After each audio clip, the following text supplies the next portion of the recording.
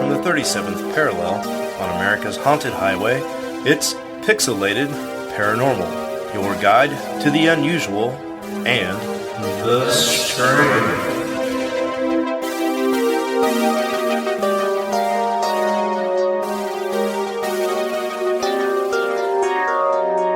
What's up, everybody? Welcome back to Pixelated Paranormal, episode 158.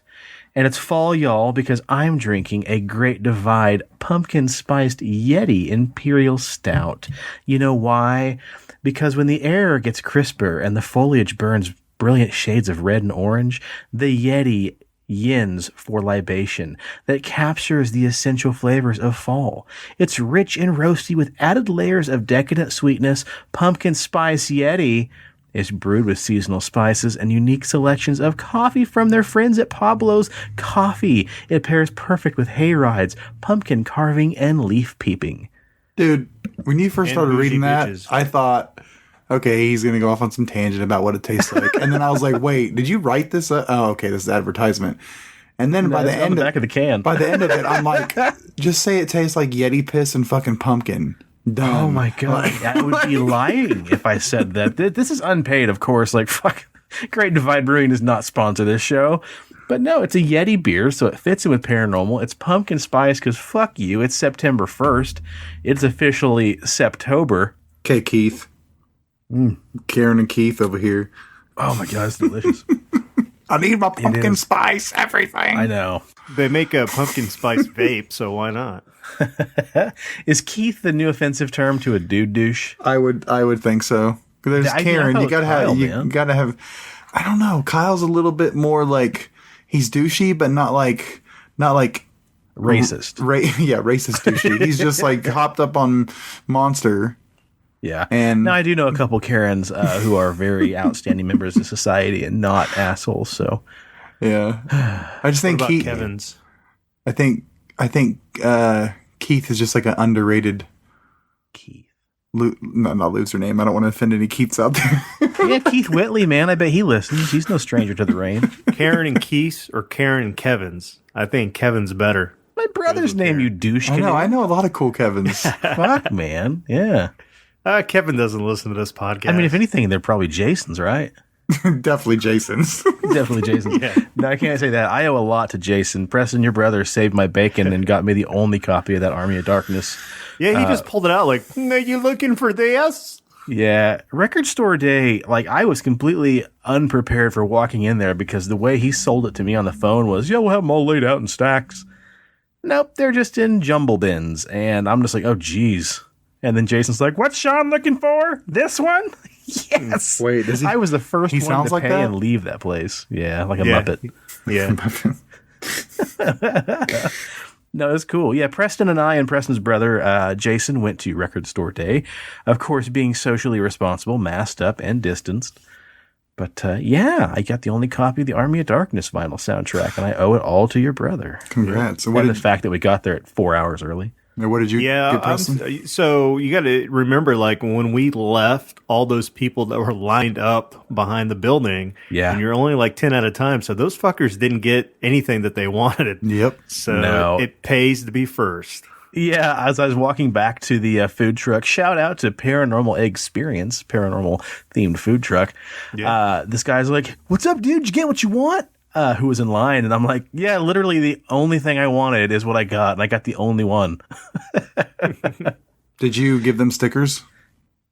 No, I didn't have any stickers in my pocket. I meant to bring a stack for Preston, and I just totally shit the bed on that. So, listeners, we have a bunch of stickers, and we're going to be giving some to listeners. So, jeez, I feel bad because you know what? We promised stickers a long ass time ago. Yeah, but these ones are cooler.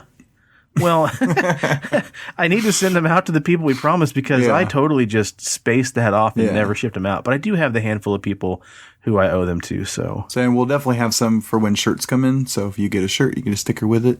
Little bonus. Yeah, I will see the printer hopefully at least this weekend to figure out where we're at on those and get that going. Cool. Jeez, I'm gonna stop giving promised dates of when stuff's gonna be ready because right now COVID-19, baby. Right. There are no rules. So Yeah, the record store day seems pretty tight. My birthday is actually on the next one, September 26th. Yeah. So I'm taking that day off. I'm going to join Preston up there and if Jason's there, I'm assuming he probably will be. Yeah. But I'm going to do that. The only thing coming out that day that I want is Britney Spears' Oops, I Did It Again, B-sides and rarities. And I'm pretty damn excited for that. So, Sean, was there anything on the list for September that you wanted? Were you going to try for that Dead South? Or I didn't even look at the list. Or you maybe going to try for that Masters of the Universe that's left over from last record store day that's going to be hanging out there? I don't know. I listened to some of it, and it's some pretty cool overture, but it sounds like the same song over and over. Is the Dead South just a single? I think it is. Yeah, it's on. It's a 7-inch vinyl. It's two songs. Yeah, I don't care about shit like that. Yeah. But I got to stand up for my girl Britney. Shout out to Britney Spears. But no, October's where the cherry is for me. So making fun of me for fucking drinking pumpkin beers, and you're sitting here listening to Britney Spears, bud. Well, I mean, we each have our fallacies, I guess.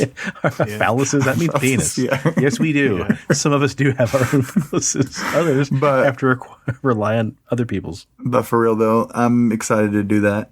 I don't really want. I think for September, I'm excited for. There's a Jimi Hendrix, and then there's a Primus. That's like a special 3D cover. So that's I think cool. Those two are on my list. So, hell yeah, dude, that's pretty rad. Plus, Jason owes me a fucking record now, so he's probably going to be buying mine. Cool. He could buy me one too. Shout out, Jason. It's my birthday. You can go ahead and get me whatever you want, man. I'll take 7-inch vinyls all day long. It's going to be a pretty easy show tonight, guys, because Daddy's drinking and baby Preston's getting down with the nasty jam. So that's a hip way of saying getting sick, Steve. Yeah. Oh. Getting down with the nasty jam. That sounds like you're putting your penis inside of a jam jar, and I'm not cool with that. I mean, if you are, that's cool, but... Well, there is that old saying about how if you can tell somebody's crazy because they've got their dick in the peanut butter, which means it's because they're fucking nuts. Oh. Nice. Mm-hmm.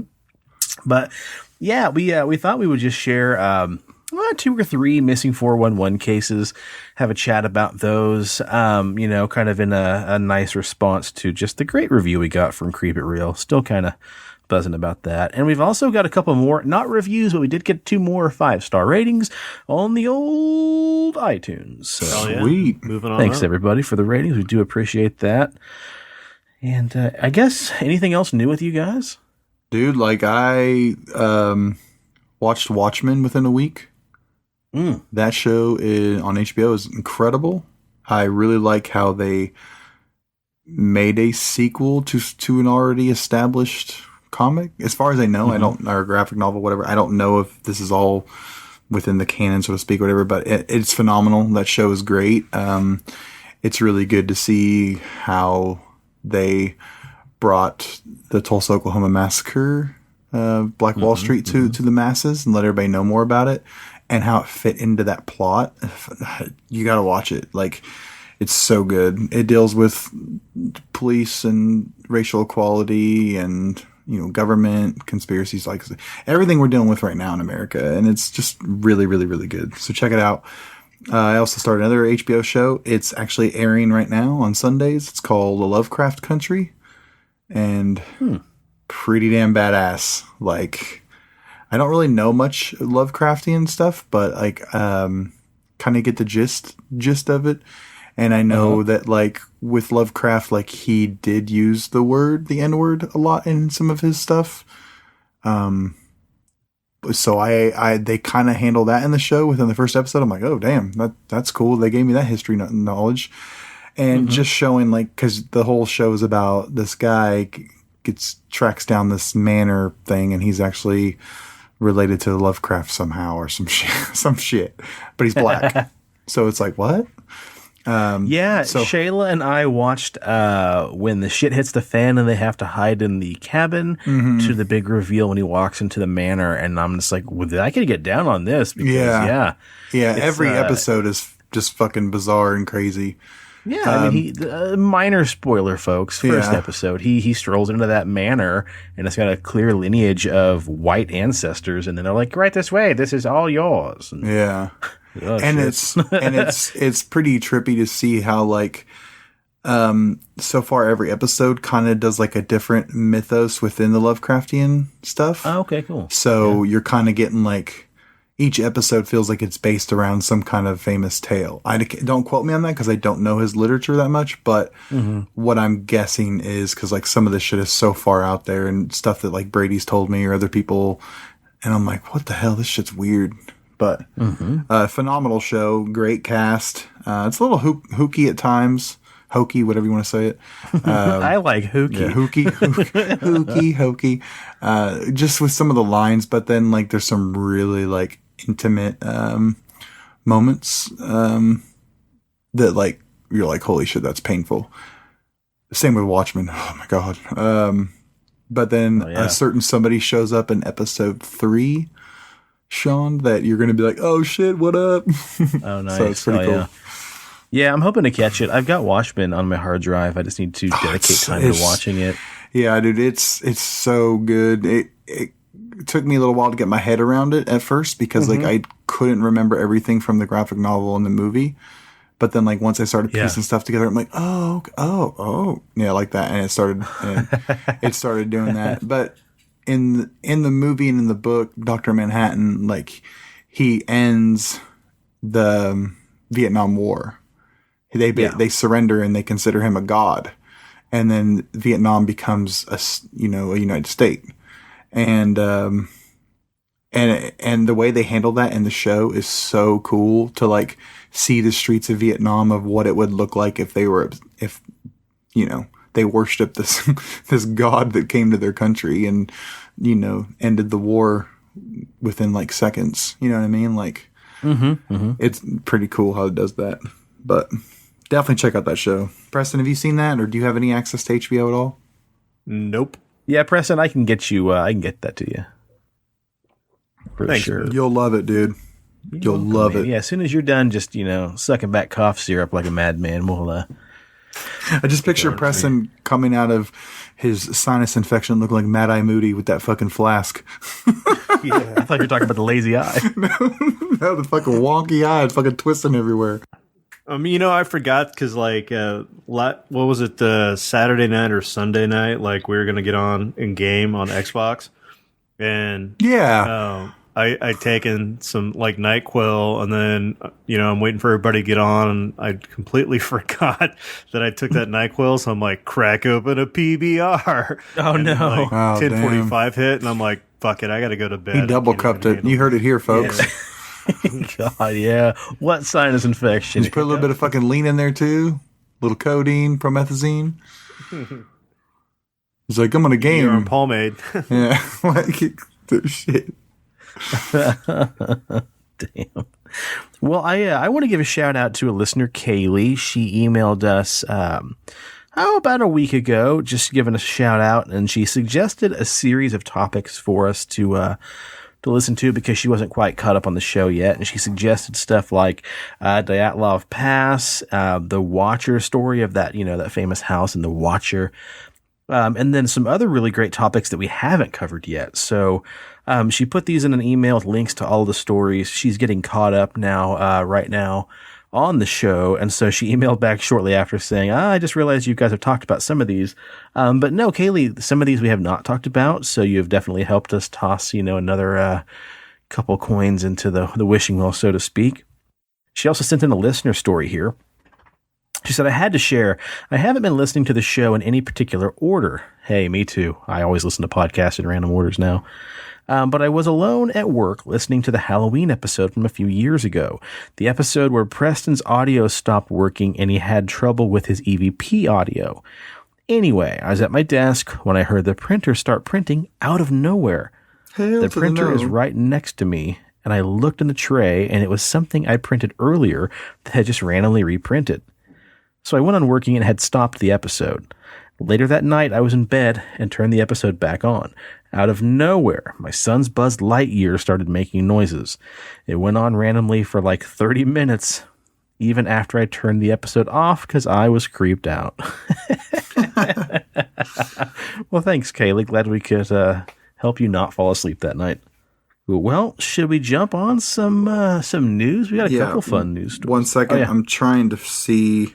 So Chelsea on the Facebook page, she posted a photo and it said, "I miss the days of wanting to drink the sarcophagus juice." And then it's on the Mummy episode. Yeah, and it's got a picture of something out. I don't know what show this is. Outside of a bar, and it's like, "Heineken, fuck that shit. Sarcophagus juice." And he's like yelling at him as he's going to a bar. It's pretty good. Hell yeah. Pretty good. Oh man, that's awesome. That fucking episode got a lot of hits. It reached 390 people supposedly. Damn, that ain't. And you know what? People we don't love their mummies. The advertisements for this at all, so that's not too shabby at all. Yeah. And I was trying to find the messages that Headset Jones sent in. He was wanting us to talk about something. Do you remember what that was? I don't know how to check messages on Pixelated Paranormal. He said, when that merch available, need me a shirt. And I said, oh man, soon. Hoping to have things ready for pre-order by the end of the month. COVID kind of slowed things down and took away the momentum. And he says, man, you and the rest of the world just finished up that Fat Mummy episode. Enjoyed it while I picked up dog poop. Thanks. That's so Brandon, dude. He's so ridiculous. Yeah. And then he said, when you got the shirts ready, count me in for one. He said, also, speaking about mummies, I don't have any experience with mummified corpses per se, but I have seen and transported my fair share of deceased persons when I took a part-time job at the crematorium one spring. I remember that. That's kind of like modern day mummies, right? I mean, really, yeah. It's all about burial. Yeah. And then he sent a picture here of what looks like maybe inside a embalming room, inside of a... It looks like a body bag with a zipper. Oh, it is. You're right. That's exactly what it is. Wow. I know my bodies, dude. Get the fuck out of here, son.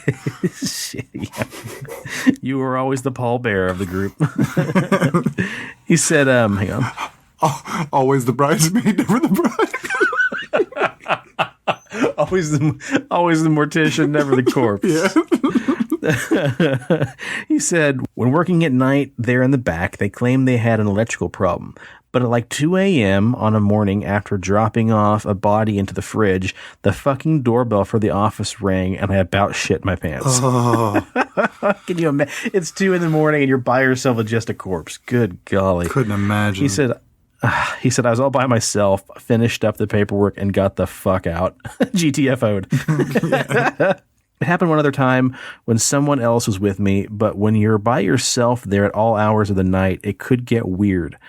I only worked there for about 5 months. I said, wow, holy shit. And I told him we were actually working on some fun shows. We were planning to actually go talk to some morticians, do some interviews, and we had an in to possibly not part. We're not going to take part in it, but be there present for an embalming as well. But with COVID, again, golly. Now we're all going to taste it too.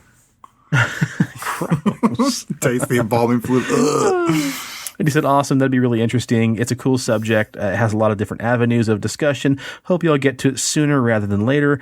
Embalming is weird. It reminds me of Phantasm. Hell yeah. Oh, God. As soon as he said that, I seen that, I was like, oh, God, Sean just got a fucking chub. Yeah. I mean, you felt that boner poking you all the way at your house, didn't you?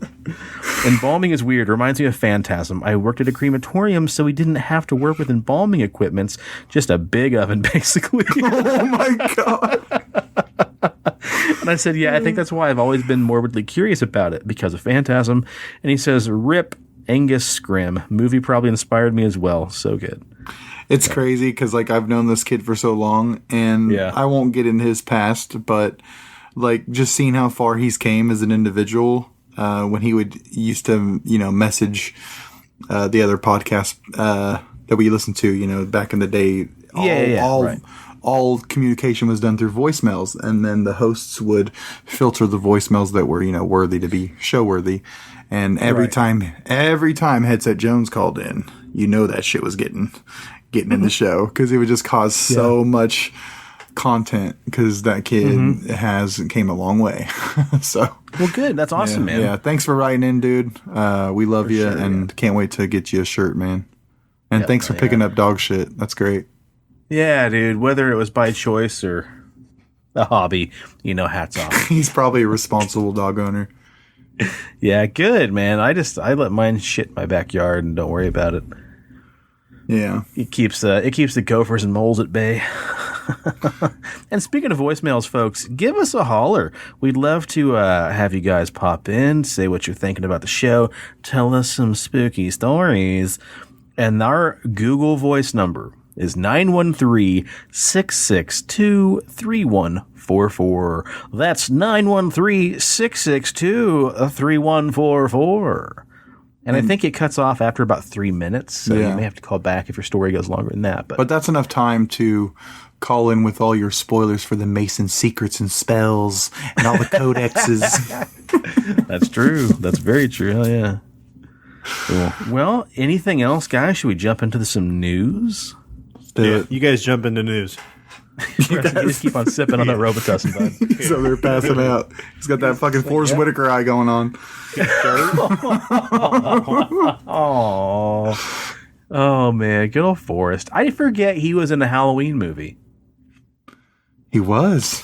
Wow. Yeah, wasn't he? Yeah, I think so. What's that? Which one was that? It might have been H2O. No, H2O had damn, LL Cool J. Oh, that's right. And Busta Rhymes was in Resurrection. All right, you guys ready for this first story? Yeah. So this has absolutely nothing to do with the paranormal. That's all right, dude. Here at Pixelated Paranormal, we like the unusual, the strange, and the just fucking weird. There we go. This is what this falls under, weird news. Now, this makes me laugh. In no way do I like laughing at the pain of others, especially children. Mm-hmm. But just because there's video proof of what science, Mother Nature can do, mm-hmm. It is a phenomenal video, and it's hard not to chuckle. So, with that, sorry, hang on real quick. There's a quote they say a lot of times on Letterkenny whenever they're like, "Nothing's funnier than a fart." Yeah, and they're like, except for kids falling off bikes. Fuck, I can watch kids falling off bikes all day. I don't give a fuck about kid. It's one of them things, man. Like when if it's not your kid, something that will always be the perfect example of this is I was in a wedding, and my buddy David was standing, we were all standing up on the, for the wedding pictures on this like podium type, stairs, things, whatever. And we're all standing there, and they tell you don't lock your knees because you don't want to pass out, et cetera, et cetera. And so everybody's sitting there and everybody's like awkward getting these pictures taken. And the groom and the bride, their son couldn't have been more than 2 at the time.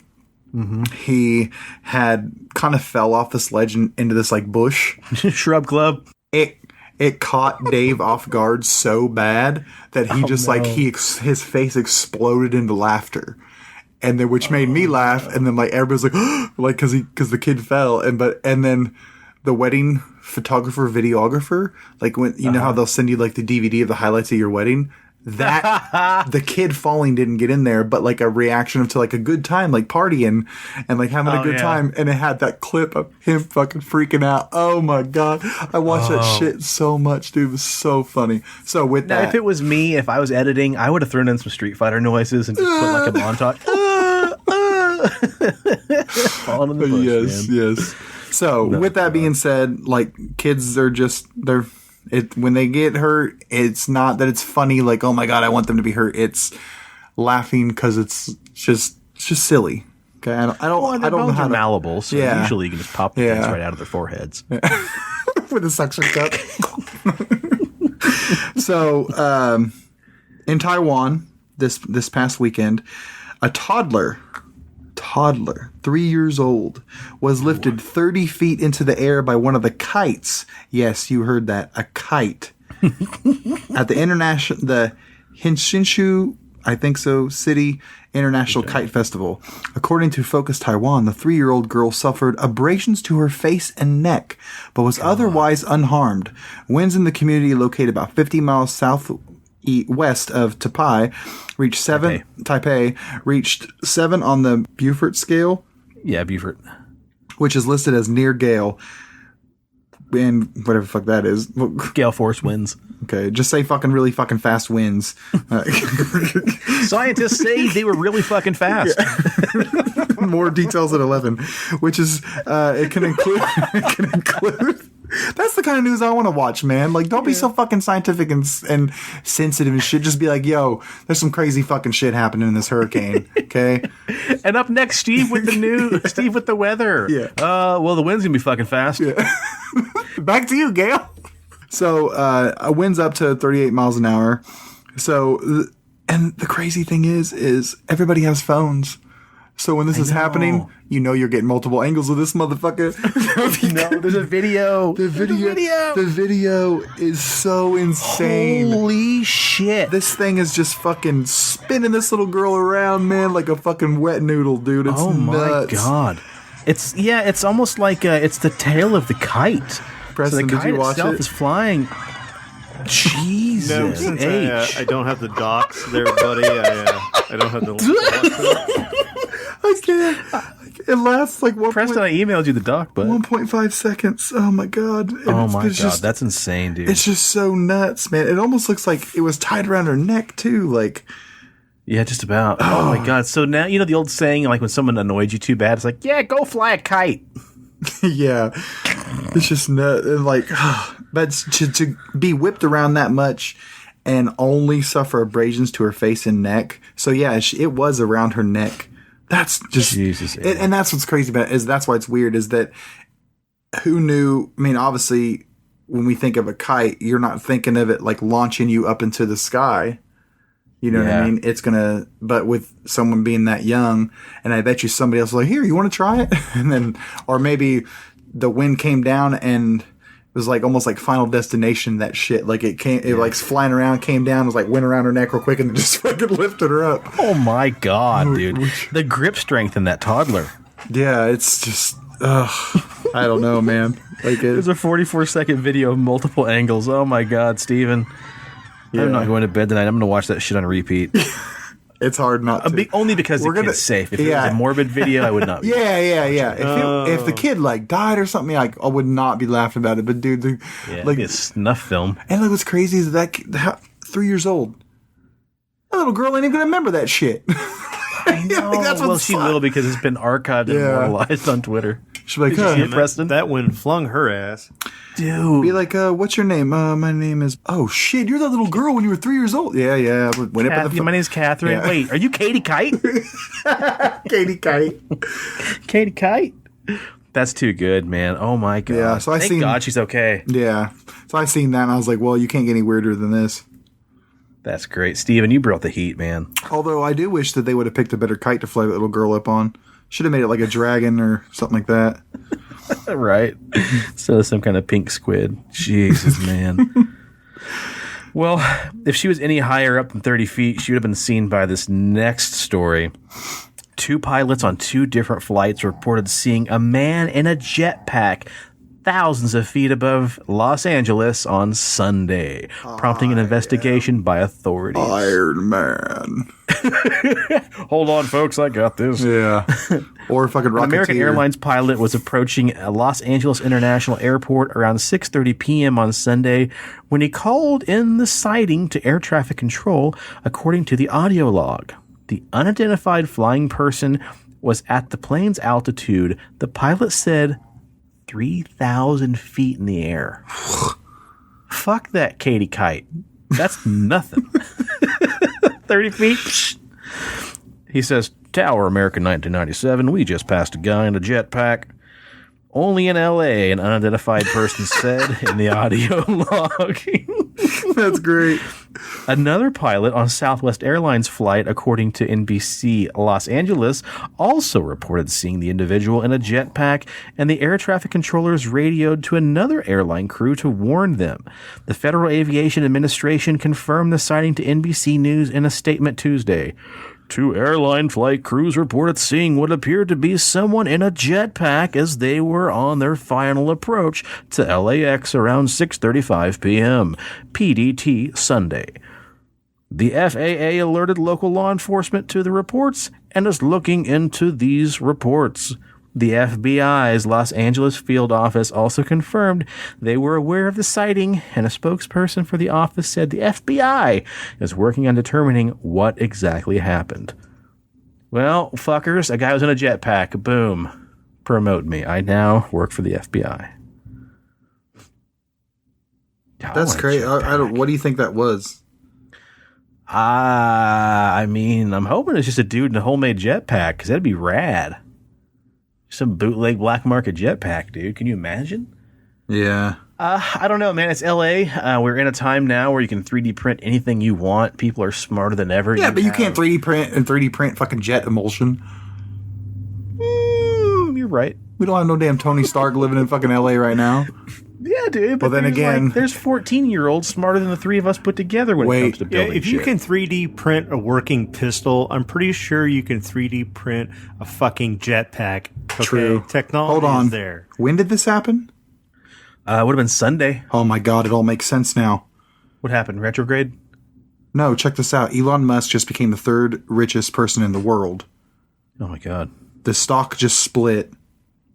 Conveniently around the time this jetpack was seen in the fucking sky. He built a jetpack. He's flying that shit around like a fucking villain. What? Like a villain? Come on, it's in LA. Come on. I've got you now. Well, I mean, when you're Elon Musk, what else are you going to do? Name your kid weird-ass star constellations. No, true. It's because he sees them all the time when he's flying on that sweet-ass jetpack, baby! No shit. I'm going to laugh if, like, that really happened. He comes out, I built a jetpack and I was flying it this weekend. And I'm like, oh, I got it. Can you imagine what jetpack insurance would be, though? Can you imagine what that would do for our podcast? Oh, I don't even know. I'd be like, sponsor us and give us 3 jetpacks. Let's hope so. You guys, I wouldn't be able to get to 30,000 feet though. So you guys have fun with that. If you could fly as high as that girl on a kite, Steve, it's fucking impressive. Still, true. Just because, I get like 40 feet up in the air, you know. Oh yeah, so that's it. Just so I could, like, you know, grab onto a tree. That way, in case the jetpack shits out, I'm not gonna die. Yeah. No, I think it'd be okay to die from a jetpack fault. Yeah. Think about that. That would be A, a fucking badass way to die. B, you'd be able to do something no one else has ever done, besides Rocketeer, of course. And C, you're going to be able to taste your own asshole through your mouth because you're going to splat into the ground. Yeah, but you're not going to remember. You're never going to be able to remember what it tastes like. So the pros outweigh the cons, bro. I mean, you could possibly, you know. You don't know what it's going to look like on the other side. Like, you imagine, like, you have to relive the last moment for eternity, and it's like, well, I'm tasting ass for the rest of my life. Listen, it's worth it for that sweet ass jetpack. I played San Andreas. I know the jetpack.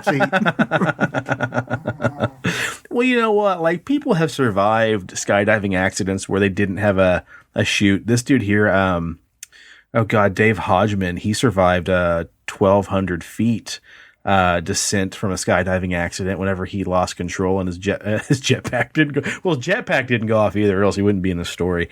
His parachute malfunctioned and he fell from a what do they call those, like skydiving formations, and he lived to tell the tale. So I mean, it'd be nuts. Also, man. I guess, you know, 30,000 feet.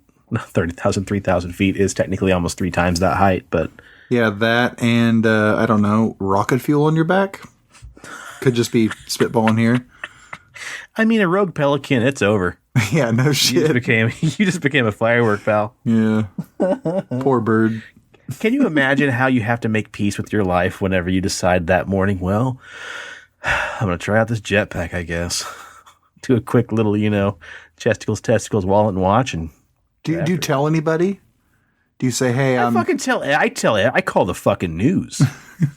So guess what, guys? Sean's going up in a jetpack, baby. And it fucks up and you look like a jackass. You're ridiculed for the rest of your days. There's that jackass that thought he could fucking take a jetpack and fly off to space.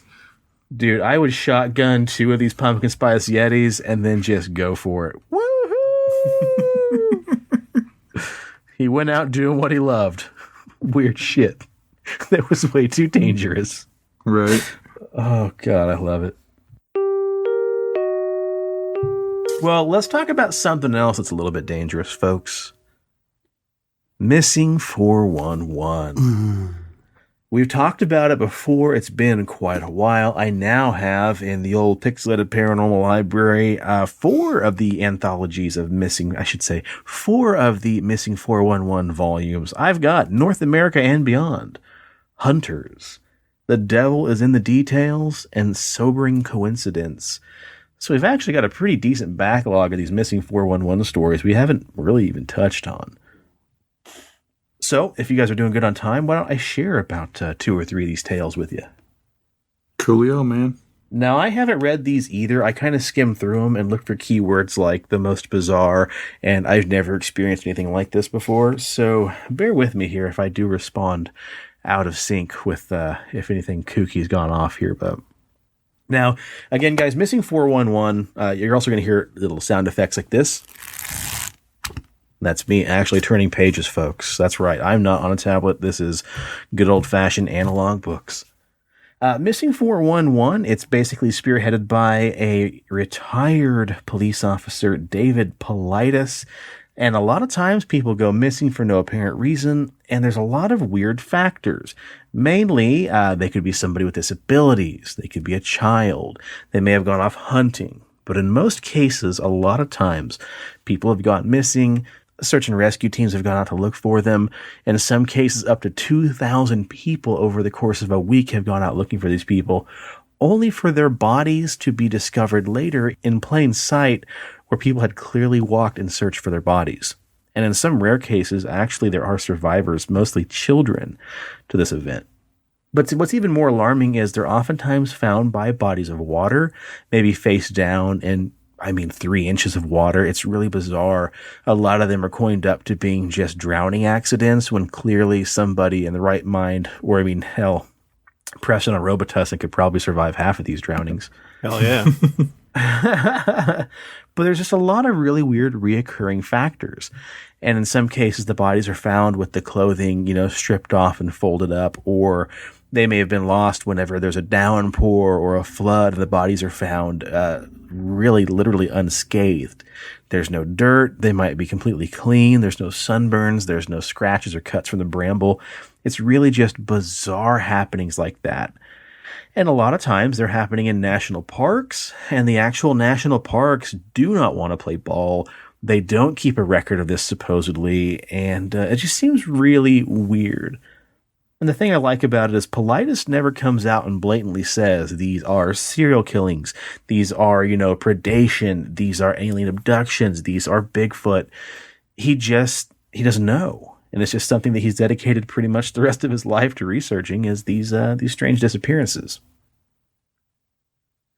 And I think there's a couple documentaries now that might be free to watch if you have Prime. I know Missing 411 and Missing 411 The Hunted should both be available now for you to watch. Each one typically covers about 3 of the more bizarre tales of people disappearing, so it might be something for people to check out. I've never seen either one of them. I know there's a lot of them on there. Good. There's a lot of fucking documentaries on YouTube too. Yeah, well, and you know what? I text you guys. I believe... I forgot what it's called. What were you going to say, Presto?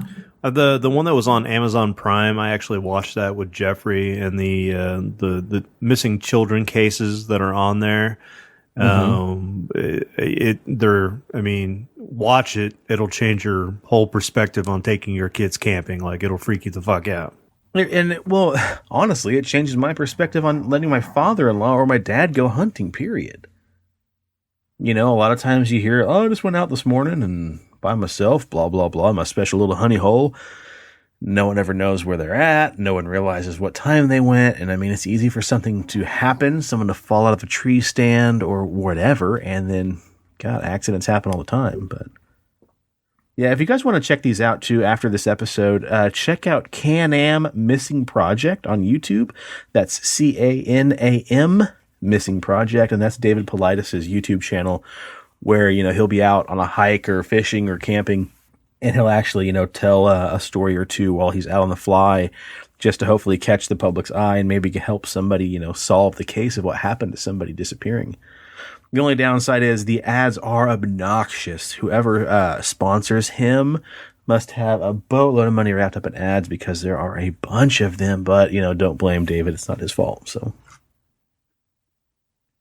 And also, if you ever find yourself up in Bailey, Colorado, check out the Sasquatch Outpost Museum, where I have bought, I think, 2 of my 4 books from.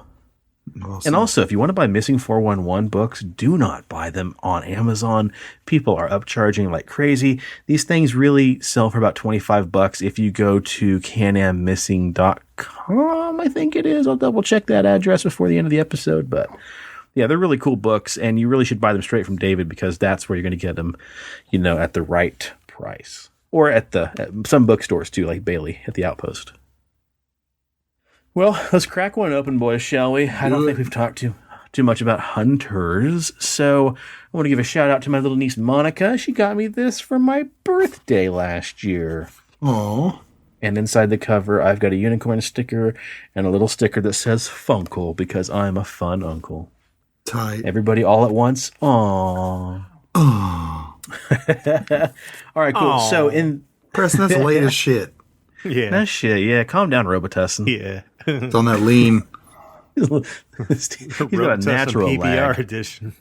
Right. Robitussin lag. So this is about a gentleman named Robert Winters who went missing on October 8th, 1969 from Sparks Lake, Oregon. At the age of disappearance, he was 78. Now, Robert Winters was a retired logger and a family man and an ardent hunter who enjoyed the great outdoors. He and his sons, Charles, George, and Alvin, had hunted the area of Sparks Lake for 20-plus years. Sparks Lake is 20 miles east of Bend and just a quarter mile southeast of Devil's Lake. It sits at an elevation of 5,400 feet. In early October of 1969, the Winters men headed for Sparks Lake to make camp for their annual deer hunting trip. On October 8th, the boys last saw their dad. The boys thought their dad would be hunting in the same general area they were, bounded by Soda Creek, Broken Top, Fall Creek, and their campsite at Sparks Lake. When Robert failed to return to camp at dark, the boys became concerned and started to search. Just as the night started to set in, snow started to fall. And that's a common element, guys. A lot of times when these people went missing, there is a bout of really severe weather, either just before, just after, or even during the search. Another odd factor is sometimes there's clear skies and perfect weather when people disappear, and then during the actual, search efforts, there could be a torrential downpour. So water, for whatever reason, be it snow, rain, or hail, plays a big part in this disappearance phenomenon. Anyway, snow started to fall, and it fell heavily throughout the night. Almost 18 inches of snow fell during the first 24 hours that Robert was missing. The Winters contacted the Deschutes County Sheriff's Office, and a search was immediately started. Robert's son exclaimed that they usually hunted at a higher altitude, but the amount of snow on the ground forced them down to Sparks Lake. They all had agreed to stay lower to hunt. 60 people were utilized for the search, according to the sheriff's office, and at one point a helicopter was even called in. Those on board thought they saw some types of tracks at nearly 7,100 feet near Soda Creek. So if you're keeping track, we're talking originally 5,400 feet elevation. They thought they saw some kind of tracks in the snow around 7,100 feet. So, not quite 2,000 feet higher. The tracks were discounted because nobody thought Robert could walk that high in the snow that was that deep. It would have been too difficult and too dangerous. So the search was terminated after the 5th day without finding a trace of Robert. Nothing happened in Robert Winters' case until 9 months later, when a physician on vacation found a peculiar sight near Soda Creek. Dr. Jack Crosby of Bend, Oregon, was looking for a campsite when he found a deer rifle, eyeglasses, clothing, and other items just off the creek. Now, Crosby notified the sheriff's department and the deputies, Mel Newhouse and Norman Thrasher, who responded. Politis said he was able to interview Thrasher, who's now retired. He spent 28 years with the Chutes County Sheriff's Office and stated that he would never forget the scene just off Soda Creek. Thrasher went on to state that it was just below the timberline in an area of large trees. Tree covering in the region was spotty, but in this location, there were several trees. The rifle was leaning against a tree, and the clothes were all at the base of the same tree, along with the eyeglasses, one boot, one glove, and other personal effects. He and Deputy Newhouse spent about 3 days on site, searching for more evidence of what happened to Robert. Now, one of their first jobs was to methodically search the area around the base of the tree to ensure they hadn't missed any obvious evidence, bones or other personal effects, and so on and so forth. Everything they found was near the base of that specific tree. So for 3 days, they looked for bones, but they found nothing to confirm that Robert had died. There was no blood visible on the clothing, and it appeared as though the clothes had possibly been removed from the body, not torn off. When Politis asked Thrasher if he thought the scene looked odd, he stated, "Very odd." He clarified this is one of the weirdest cases he had ever investigated. Politis asked if there was any animals that could totally consume a human body, bones included, and leave nothing behind. He said no. He went on to say that Robert's body was gone, but his clothes and personal effects were left behind.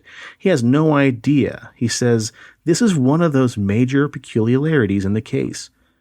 When Politis asked him how convinced he was that he and Newhouse adequately searched the entire area for other evidence, he stated there was nothing at all that anybody could do to recover there. They had found all the evidence. There were no bones anywhere in the area, and he said that for 3 days they literally did nothing but scan the ground for bits of evidence to indicate that Robert Winters had died. Thrasher went on to say the family needed a death certificate to finalize personal issues, but the local coroner refused for almost a whole year. The coroner wanted a skull or other evidence to indicate a confirmation of Robert's death, but he didn't have it. He did state that there was no way that Robert was alive. He had no clothes, and there was almost 6 feet of snow on the ground in the area where his personal effects were found.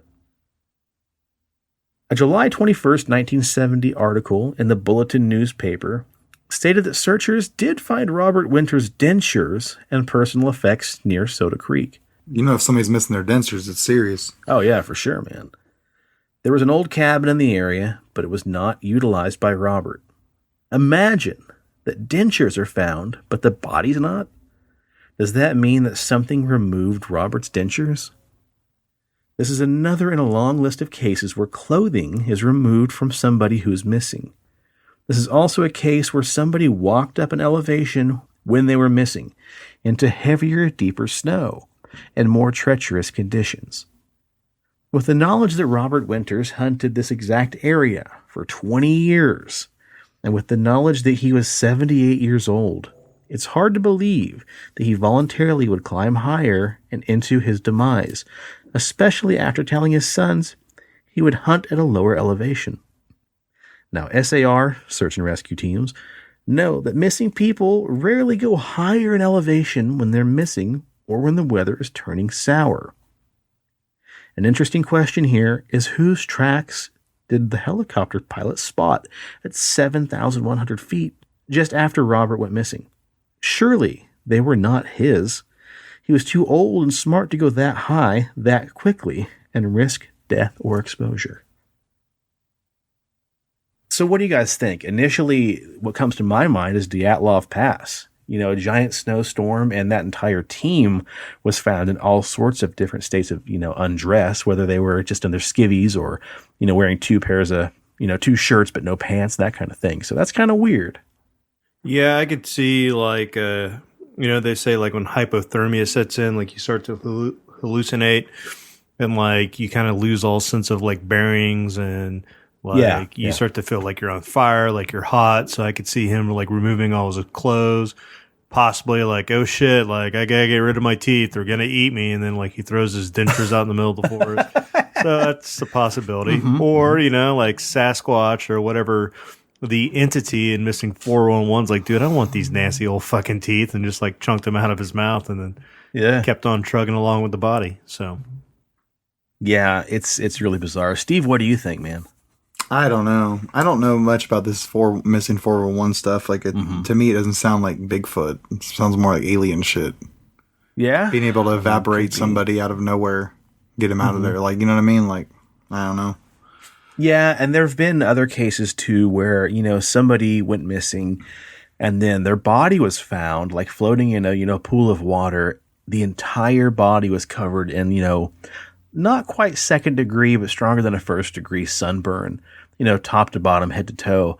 And their clothing was folded up neatly next to the dead body.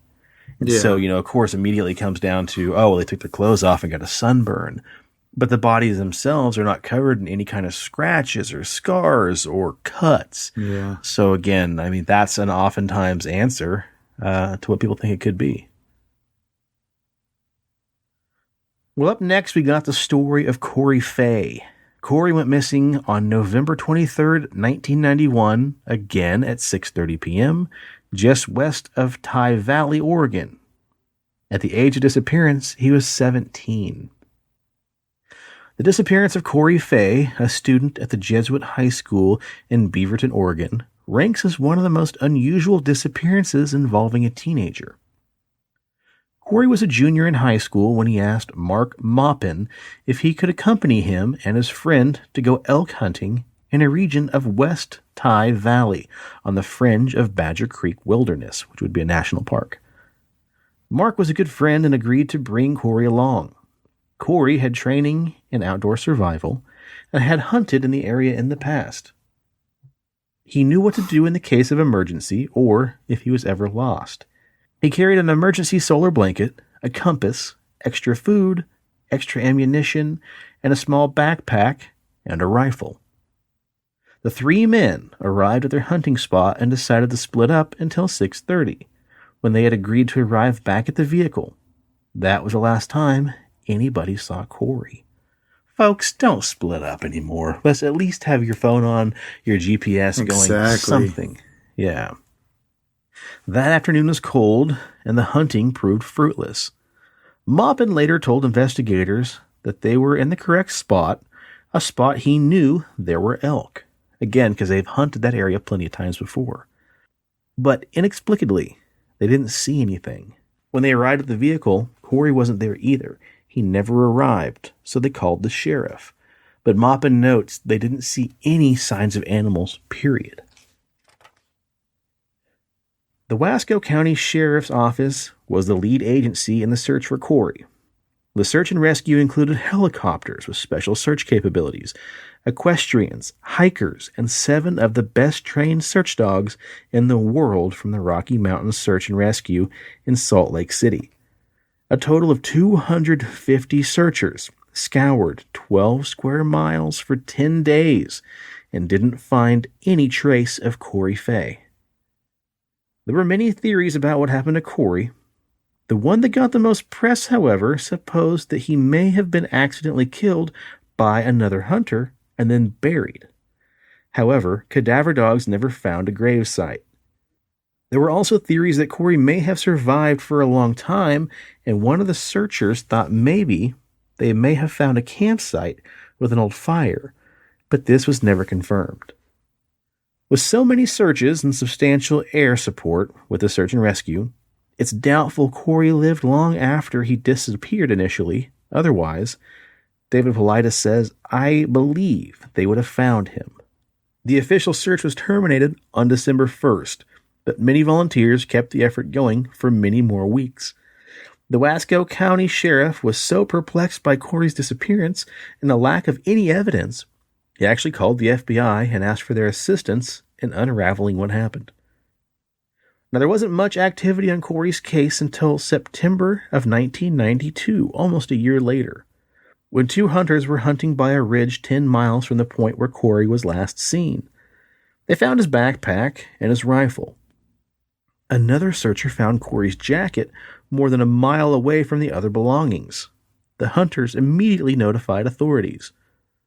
Corey's items were located at an elevation of 6,500 feet, 10 miles away from where he was last seen. A quarter mile from his backpack, searchers found a small bone fragment and one tooth. The sheriff stated that Corey would have been in the snow up to his waist for more than 5 miles at the point of where the discovery was made. An article in the Eugene Register on September 18, 1992, reported the following. Authorities know the snow was deep there because a helicopter had spotted tracks during an intensive search for Corey last November. The tracks turned out to be an animal's, but the snow was almost waist deep, and they had been a good 3 miles from where the items were discovered yesterday. The article later states that searchers didn't believe Fay could have gone as far as he apparently did.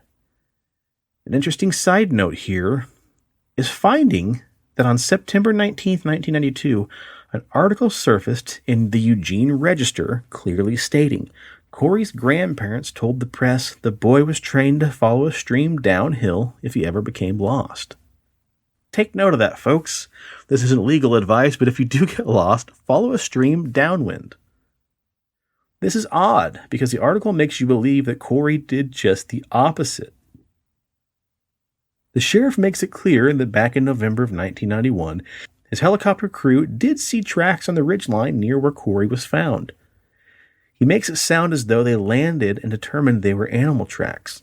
However, if the snow in the area was new and 4 feet deep, no helicopter would be able to land there because they would blow the snow and the evidence away. This assertion by the sheriff sounds like he really didn't know what was going on, but insisted on guessing. Corey was found 3,000 feet higher in elevation than where he was last seen, and 10 miles from the point where he should have been hunting. Could he have covered this distance and elevation in less than 1 day in snow that was waist deep? I'm going to go with a no, folks. Yeah, no shit. Remember the sheriff stated that he couldn't believe Corey could have made it that far, and that's why the search didn't focus on that location?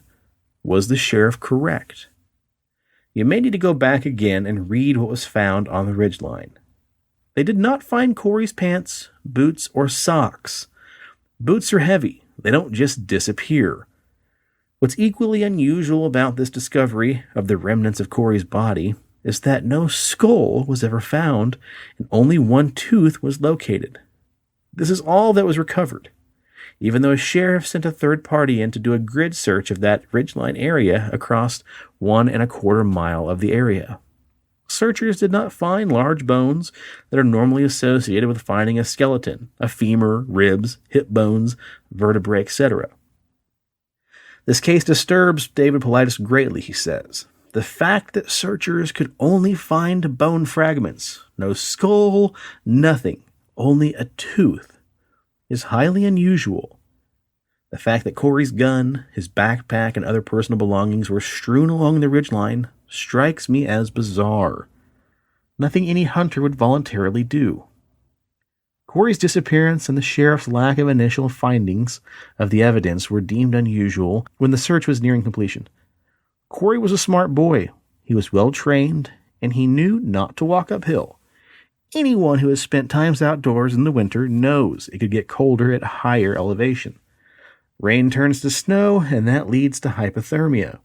So Corey was trained to follow creeks and rivers downhill, which will eventually lead you to railways or roadways and civilization. You'll read about several hunters in Oregon, Washington, and Idaho that disappeared while elk hunting. Many of the facts of their disappearances do not make sense. As you read about these incidents, think about the facts and ask yourself, could these things have voluntarily occurred, or was something else at play? I believe that the Wasco County Sheriff believed something highly unusual happened to Corey, something so unusual, so beyond his investigative ability that he got the FBI involved. Now remember, the FBI does not get involved in any missing person case unless there's some evidence of a crime, abduction, kidnapping, and so forth. But here's another case where the FBI got involved in a rule disappearance, yet law enforcement did not tell the press any facts justifying calling in the FBI's involvement. Here are some key questions to consider about this disappearance. Where are Casey's boots, socks, and pants? Why would Corey remove his coat? Why would Corey drop his firearm? Why would he do anything contrary to his survival training? Could he have walked 3 miles in waist-deep snow on a cold ridgeline? And why would he if he looked below and saw there was no snow? Why would he even be on a ridgeline in cold weather? Why would he be 10 miles from the point he needs to be at in a one-day hunting trip? Who's going to cover 10 miles in a day that far away? Yeah, that's nuts. Yeah. And why would the sheriff summon the FBI unless there was evidence of a crime? That's freaking nuts. It is nuts, man. Jesus. Well, there's plenty more to cover, and I think we'll definitely get back to these again, but I want to share another story that we touched base on years ago. Steve, this is actually before you joined the show, I believe, so you may have listened to the story, but I don't think you were on here. And this one's a little longer, that's why I'm kind of short, because this is several pages, but Jesus, thing's fucking nuts. So strap in, hold on. This is the last story here. This is going to be the story of Ronald Henry Temin Jr. He went missing on April 19th of 1953 from Fisher Hall, Miami University in Oxford, Ohio. He was 19 years old. So imagine a 1950s 19-year-old, man. These guys have gumption. You know, they're smart. They're probably football players. Ronald Temin Jr. was born on July 23rd, 1933, and was the first child of Jane and Ron Temin of Rocky River, Ohio. The Temins eventually had 4 other kids, Richard, John, Robert, and Marcia. The family moved to Hillgrove Avenue in Maple Heights, Ohio, and this was the address that Ron Jr. would call home. Ron Jr. attended Maple Heights High School and earned varsity letters in track, wrestling, and football. Keep that in mind. 1950s, 19-year-old, lettering in track, wrestling, and football. The kid could probably handle himself pretty well. Mm-hmm. He was most known for his physical attributes in track and field. He graduated from high school in 1951 and then enrolled in Miami University, one of the oldest universities in the U.S., in the fall of that year. Now, Ron Temin's abilities at Miami were not just athletic. He was also quite a musician. He played bass fiddle for a campus band called the Campus Owls. He was a business administration major and had a 3.205 grade point average in April of 1953. Ron had become a member of the Delta Tau Delta fraternity, and he'd earned the trust of campus dormitory officials, and he was given the status as resident hall advisor for the freshman dormitory at Fisher Hall. Now, Fisher Hall has quite a long history. Before the university arrived at Oxford, the hall was used at the time as an insane asylum. The building was given to the United States Navy and used as a radio training school. After that, it was home to the Oxford Female College. It is now called the Markham Conference Center and is used for meetings. It's also the only hotel on the Miami University campus. So the building has had quite a legacy. A lot of shit. Mm-hmm. Now, just to the west of Fisher Hall and down the fairly steep embankment is 4 Mile Creek, which runs along the entire western edge of the university.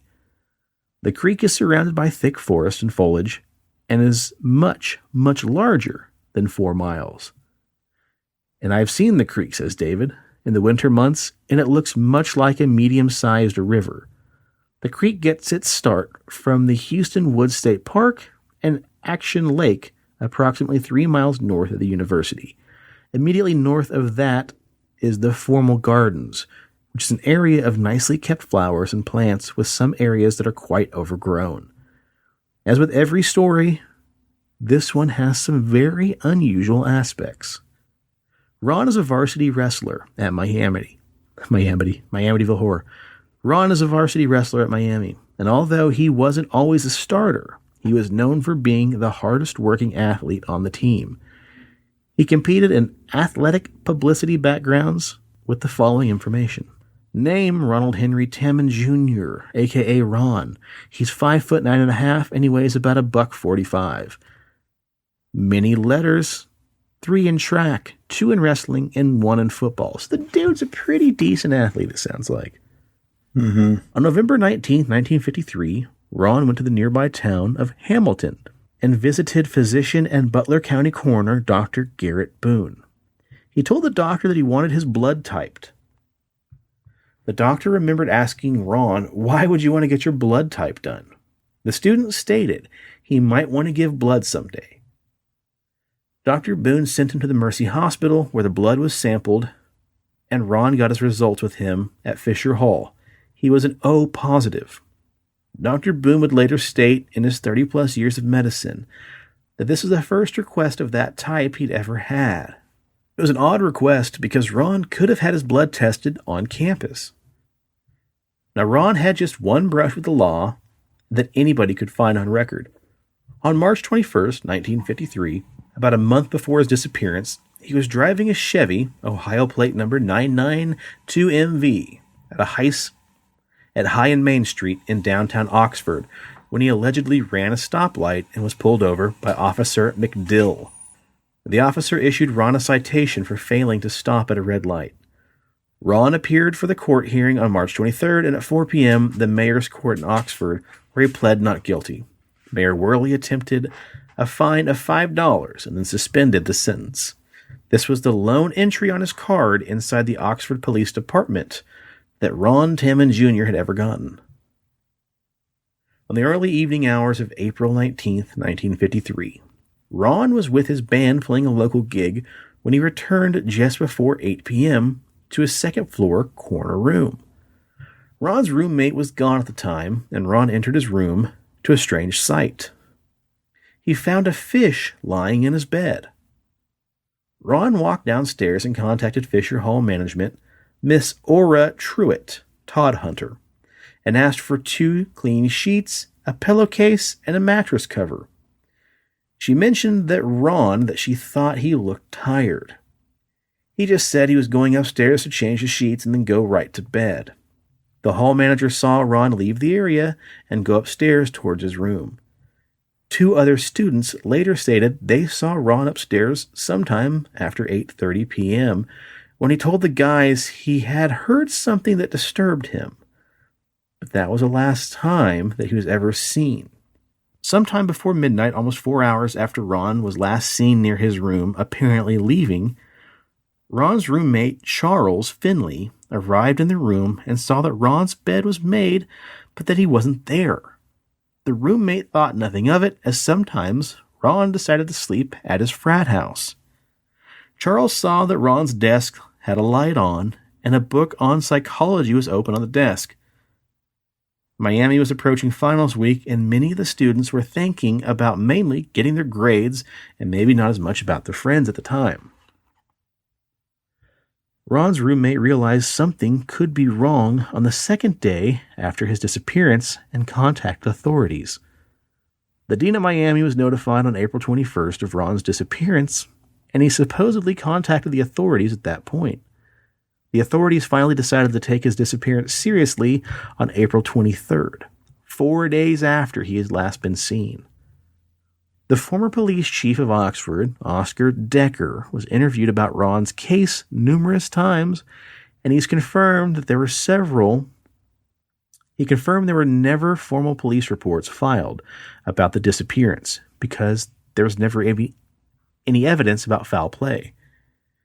Miami University school authorities searched Ron's room and found his wallet, his bank book, his school materials, his keys, and everything but a wristwatch, all in the room.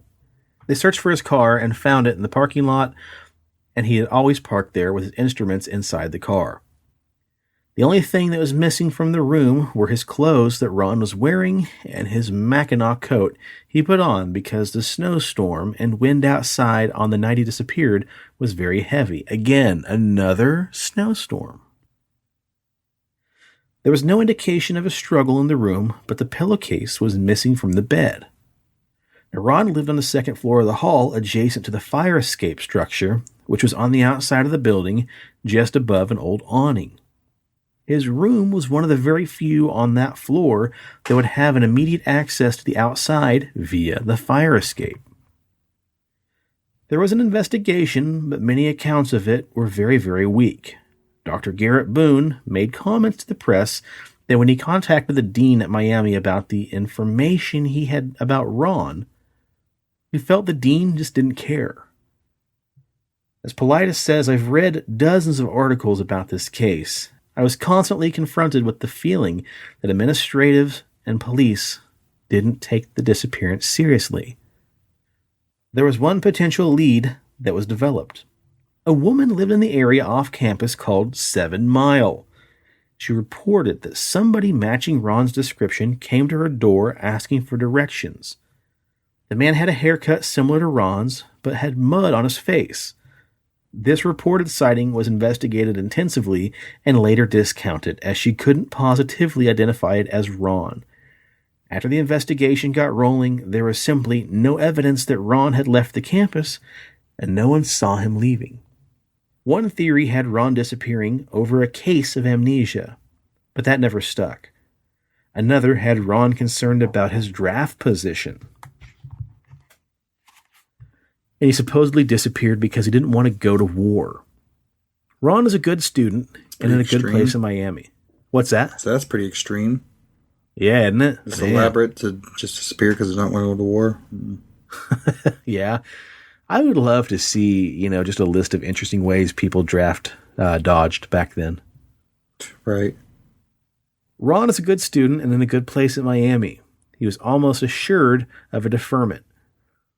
One of the most interesting theories had Ron leaving because he got his girlfriend pregnant. The pregnancy theory, though, may have answered the question about why he got a blood test. Ron's longtime girlfriend was contacted after the disappearance, but she wasn't pregnant. No woman ever came forward either claiming that Ron was the father of their baby after he vanished. Ron had a younger brother that was a freshman at Miami when Ron disappeared. Richard Tamman stated that he had seen Ron the night before he vanished on Saturday, and Ron seemed completely normal. The investigation into Ron's disappearance got a huge spark when the head of Miami Housing for Students, H.H. Stevenson, was vacationing with his wife in Wellsville, New York on August 5th, 1953. The couple said they were passing through Wellsville and stopped at a hotel for dinner. As they were seated, Mr. Stevenson made eye contact with a table of men seated a short distance away. One of the men looked exactly like Tamman, and Stevenson stated that he definitely knew the student. Stevenson said that he was looking at the men, and the man who looked exactly like Tamman appeared to be looking right through him. Once the couple finished dinner, they walked out to the sidewalk where he told his wife of his sighting. The couple went directly back into the restaurant, and the man and the rest of the men were gone. They looked in the lobby, in the sidewalks, but they never could find the group of men. Paulides said he did a little checking in Wellsville and found it was just 10 miles north of Pennsylvania. It's a small city known for its oil wells. It's the only city any size of 30 miles in any direction from the disappearance. It's been almost 60 years without any evidence of what happened to Ron. Now, the case is interesting to Paulides, he says, because it hits closer to home.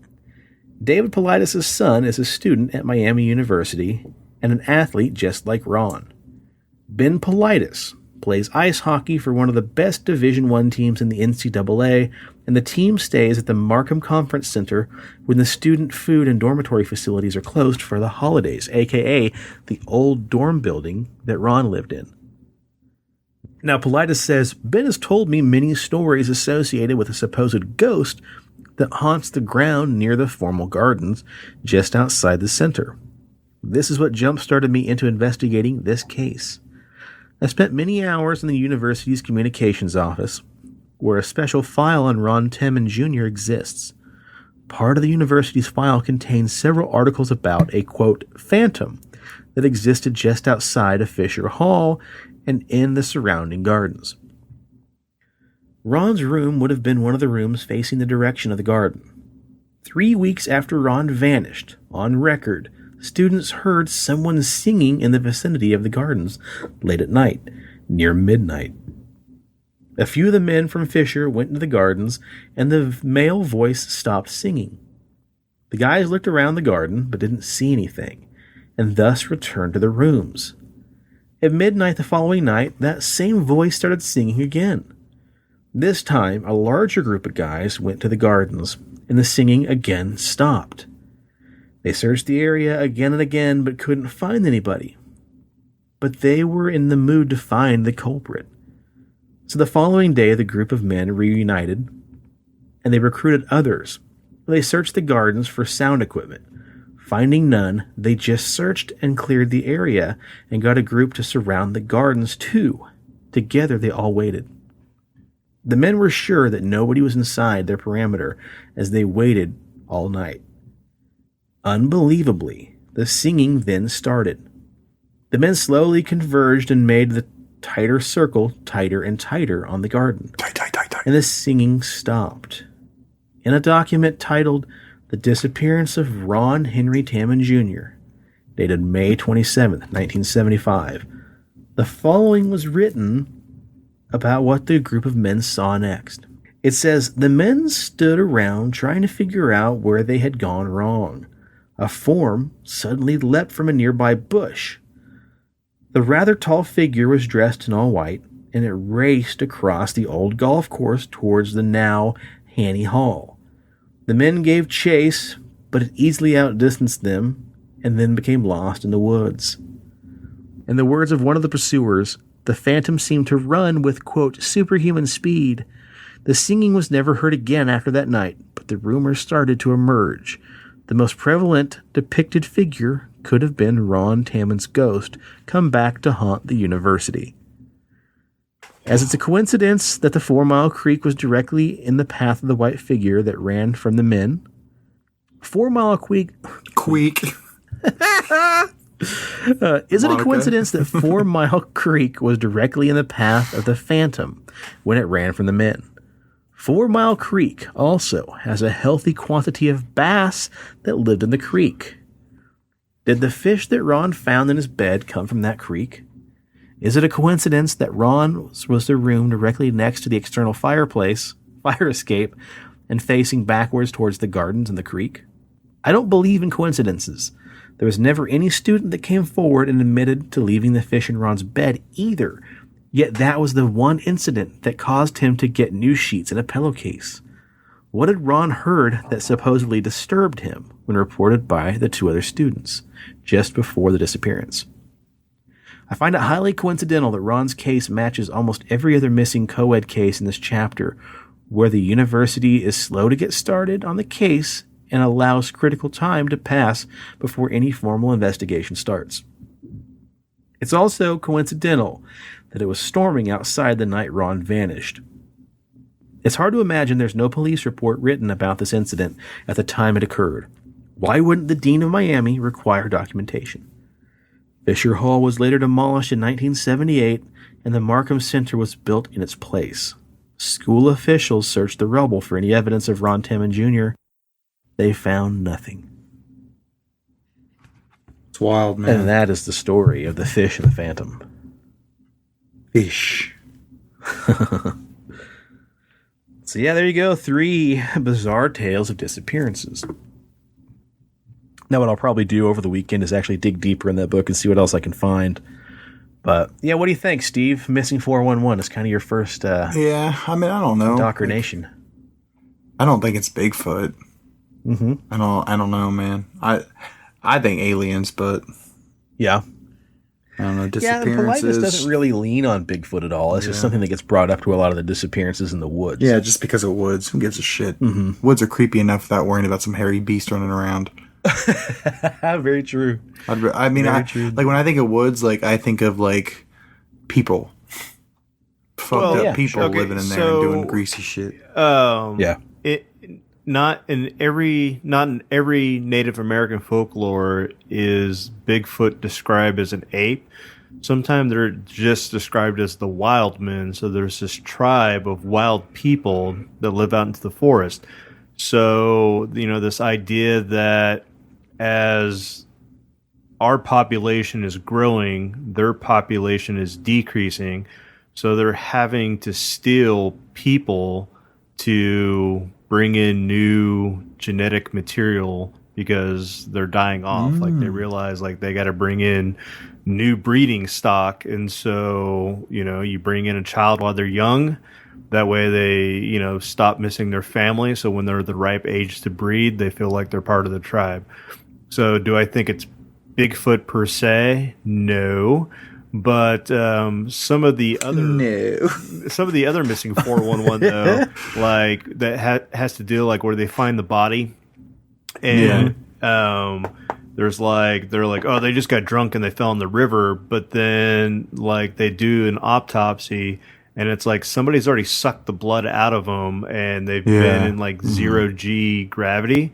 So then, I think it's a culmination of different paranormal phenomenon. So I think some of the missing 411 in the woods is maybe like this missing tribe of people because, you hear reports of, oh, I saw this big hairy dude carrying a rust sack that had something moving in it. And then, the missing 411 that takes place around rivers in the city, I think that could be like aliens. And then like this kid, I mean, he's like college, he's like top athlete, he's asking to get like blood work done, and then he disappears. Yeah. That could be fucking like, what was that book that we covered with Preston Nichols, like Project Pegasus, where they're like taking all like these like, young teenage men and doing experiments on them. Like this could be some government shit going on with this story.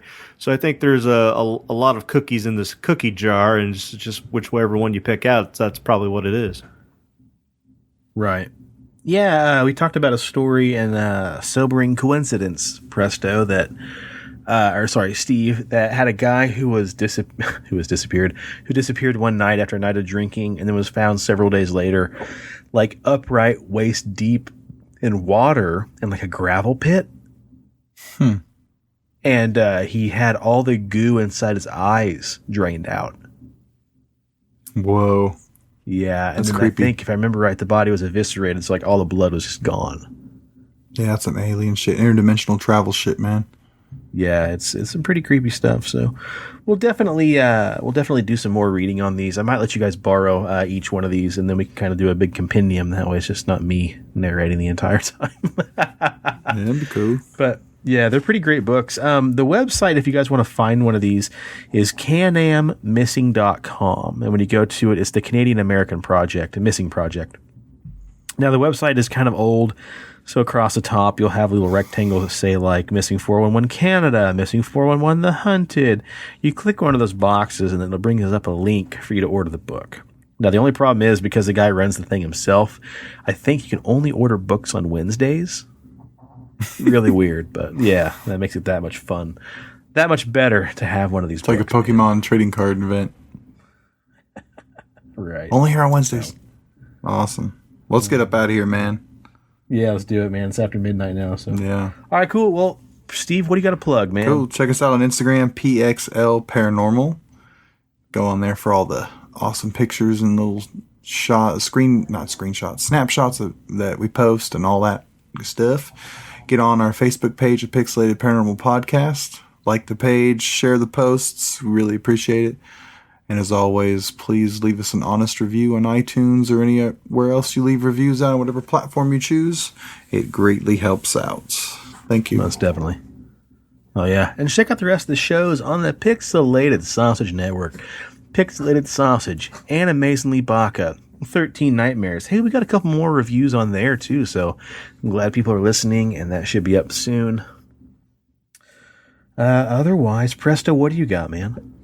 And as always, if you need a beard, if you want a beard, if you want to grow the best damn pumpkin spice latte wearing, drinking motherfucking beer that you can grow, check out BigDobsBeardBomb.com and use promo code PXLPARA for 20% off your order. And you know what? Spice that shit up with sweet tobacco, bay rum, Dundee cedar. Those are kind of fall scents, I guess. So, I mean, while you're sipping your latte like a bougie bitch, throw some sweet tobacco in that thing and glisten to your fullest extent. And then, if you need to get your hair did and you live in the Wichita area, go to www.cutsbycolin.com and book your appointment today and ask for the Razzle Dazzle to look your best. And if your shit's out of alignment and your muscles are all tense, go over to threepillarshealth.com and book an appointment for some acupuncture with Benny today. And then if you need breakfast and you're out about on the weekend, Paranormal Experience. That's the place to go. I got the Jefferson this weekend. I don't know what that has to do with paranormal, so we're going to have to ask them next time. But it was like a right. Texas toast sandwich with like sausage, egg, cheese, and like this amazing gravy that came on the side, and it only cost me like $4, so it's like at a good price. Well, when I go on the 26th, I'm making an event out of it. I'm bringing the portable microphone, so we're gonna get some audio. Steve's like, I'm going to order one of those. I don't know why you guys haven't done this yet. Give me one of those. Yeah. Like you guys, Steve, I'll tell you why I haven't. I don't have a fucking portable karaoke machine like you do. Bro, you got your fucking iPhone. That microphone is perfect. The app thing. Oh, I thought you meant like a bullhorn. Never mind. No, I'm not gonna fucking. All right, everybody, look here. See, extra. No, I'm gonna fucking be that fucking P.T. Barnum shit. I'm an idiot. No, like, yeah, just like I don't know, give him some promotion. Yeah, do an interview for him. Yeah, do a spot, do an advertisement, an advert. Fun. Yeah, hell yeah, dude. We'll do But it. Preston, you forgot your other sponsor, NyQuil. Oh, yeah. Yep. Robitussin and PBR, folks. That's the winning combination. Ooh, what do you call that? Hillbilly Delight? Yeah. Now, something coming up in the Wichita area, guys. If you're in the Wichita area, we've got Scary Movie Mondays starting September 14th, going all the way through October 19th. Every Monday, they've got triple features, except for, of course, Monday, September 14th. Now, this is at our Starlight Drive-In. Monday the 14th, they're going to show The Shining 40th Anniversary 4K Restoration, and then after that, Dr. Sleep Director's Cut. Ugh, it's going to be such a long night, but so worth it. Oh my God, I'm so excited. It's going to be a long night, every Monday. I don't care, dude. It's worth it. Oh, it's going to be amazing. Yeah. Roll with the punches, man. Leaf has delivered, against all odds, a pretty awesome, what I'm calling Horror Fest 9.5, because we're not celebrating number 10 until we can all get together. But on the 21st of September, Creep Show, the original Dawn of the Dead, the original Day of the Dead. Then on Monday, September 28th, a little more kid-friendly, we're showing King Kong. I believe it's the 70s remake. Then Godzilla vs. Megalon. And after that, The Battle Beyond the Stars. Monday, October 5th, Steven is just ready for this one. Nightmare on Elm Street 1. Nope, I'm boycotting it. Nightmare on Elm Street 3. Yes. And Galaxy of Terror. Dream Warriors on the motherfucking big screen. I'm so excited. Yep, but that's cool, I guess. What's the date on that one? That is going to be Monday, October 5th. Okay. So now, the one that's got me sliding off my chair. after my birthday, so we'll just go ahead and say that's my birthday present. There you go. The one that's got me sliding off my chair with ecstasy is Monday, October 12th, Friday the 13th, 5, 6, and Part 7. And then we're going to seal the deal, folks, because sometimes you just need old Bruce Campbell to sign off on a great movie festival. Monday, October 19th, Evil Dead. Evil Dead 2, Dead by Dawn. And then Lucio Fulci's The Beyond. So you're getting a Fulci film in there, folks. 6 nights, 17 films. Why are we not doing Army of Darkness? That just seems so perfect. But yeah, guys, $7 a person, $14 for a carload. Please come out, drive. Hell, drive an hour. It's worth it. I mean, you want to get home till 4 a.m, but shit, sleep when you're dead. It's going to be fucking awesome, man. I'm so excited. It's going to be great. It's going to be really awesome. It's going to be nice to have something to look forward to every Monday. It's hard right now with everything going on. We basically live every day in the seat of our pants and wondering what's going to come next. Having something I can focus on is going to be tremendous. It's going to be great. And I mean, Horror Fest has been so near and dear to, Steve, you and I, for several years now. And when COVID hit, movie theaters got shut down and we were really down in the dumps. I know Leaf was too, because it's supposed to be big number 10 this year. Mm-hmm. But he again, against all odds, really just a Hail Mary landed this bad boy. So yeah, dude, he is our savior. Check out Wichita Big Screen on Facebook. Yep. And if you're into horror movies, check out gosh, what is it? I think you can ask to join the Wichita Terror Files as well. Yep. So, hell yeah. All right. And then speaking of movies, pop on down to CD Trade Post at Pawnee and Seneca. Say hello to Leslie and the gang. Check out our friends down at Fast Print, Harry and Rock Road. Check out gunslingersoap.com as well for some really great handmade soap. And handy. Well, all right. Thanks. Thanks, everybody, for listening. Thank you to all the new listeners, the new followers. Just a big shout out to all you guys. And cheers to the weird shit in the world and to those of us who love to talk about it. Stay spooky and stay on the Robitussin Highway. The cast at Pixelated Paranormal would like to thank you for listening to this week's episode. Pixelated Paranormal is here to tell you tales of the fantastical, the strange, the unknown. Tales that will move you a little further down the paranormal highway. If you'd like to share your own listener story, we would love to hear it. Email us at pixelatedparanormal@gmail.com. Again, that's pixelatedparanormal@gmail.com. We'd really love to hear from you. Again, thanks for listening to this week's episode of Pixelated Paranormal, your guide to the unusual and the strange.